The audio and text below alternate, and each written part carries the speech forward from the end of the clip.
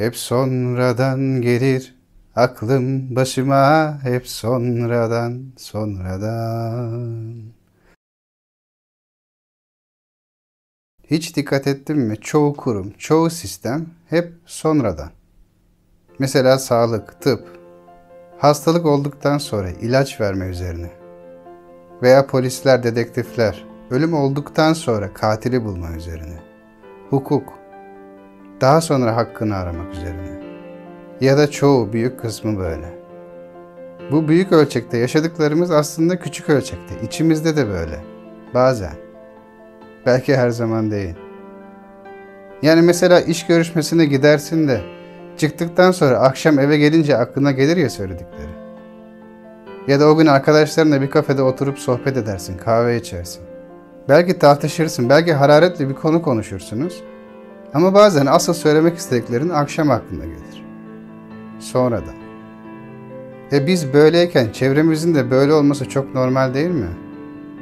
İçeride neyse onu dışarı yansıtacağız. Yani hep sonradan geliyor aklımız başımıza. Hep sonradan. Bir dizi vardı, Person of Interest. Belki denk gelmişsindir bir yerlerde.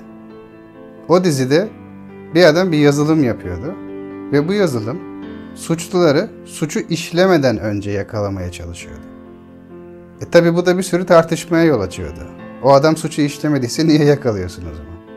Nereden biliyorsun suç işleyeceğini? Peki bu nasıl olabilir sence? Sence nasıl sonradan değil de öncesine önlem alabiliriz? Mesela hastalanmadan önce nasıl bir önlem alabiliriz? O suçlular, katiller, o suçları işlemeden önce nasıl bir önlem alabiliriz? Ya da mesela hakkımızı hiç aramak zorunda kalmasak, her şey kendiliğinden olsa. Sence bu nasıl olabilir? Gerçekten sence nasıl olabilir böyle bir hayat? Mesela hastalanmamak için sağlıklı beslenebiliriz, spor yapabiliriz, sağlıklı yaşayabiliriz. Kötü alışkanlıkları bırakabiliriz.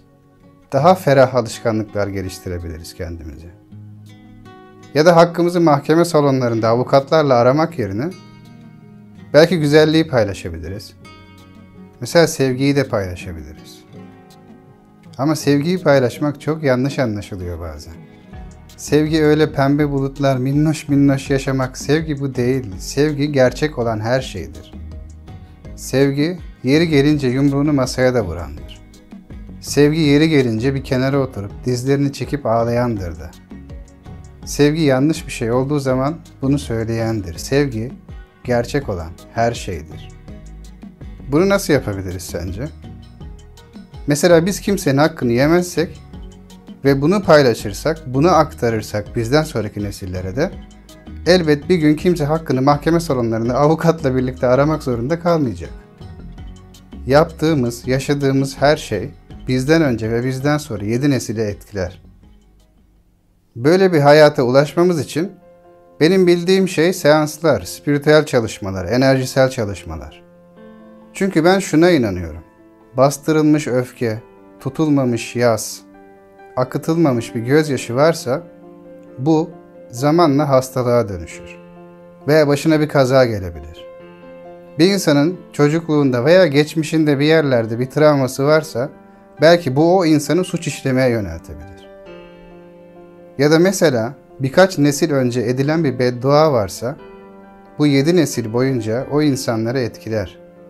Ve belki o bereketsizlik o insanı hırsızlık yapmaya teşvik edecektir. Ama bunlar enerjisel çalışmalarla çözülebilir. Bu yüzden bunları paylaşıyorum. İnanıyorum ki ben bunları paylaşırsam hep sonradan aklımızın başına gelmesine gerek kalmayacak. Bu benim bildiğim yol. Peki sence nasıl olabilir? Belki çok daha kolay bir yol vardır. Belki daha eğlenceli bir yol vardır. Belki de bunu sen keşfedeceksin. Belki bu video ona vesile olacak. Ama inanıyorum ki ben bunları paylaştıkça bir yerlerde belki bir kıvılcım kocaman bir ateşe dönüşecek. Ve o ateş belki şu anda bizleri veya birkaç nesil sonra bütün dünyayı aydınlatacak ve ısıtacak olan ateş olacak. Kim bilir? Belki o ateş sensin. Belki o ateş senin tanıdığın biri.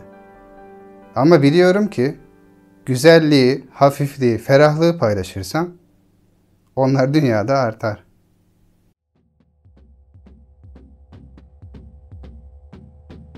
Özetle hayatının sorumluluğunu almaktan bahsediyorum. Kaderini seçmekten, yazgına, yaratılışına uygun yaşamaktan, onunla birlikte el ele yaşamaktan bahsediyorum. Bunlar benim bildiğim yollar bunun için. Belki senin de bir fikrin vardır. Sence nasıl olabilir?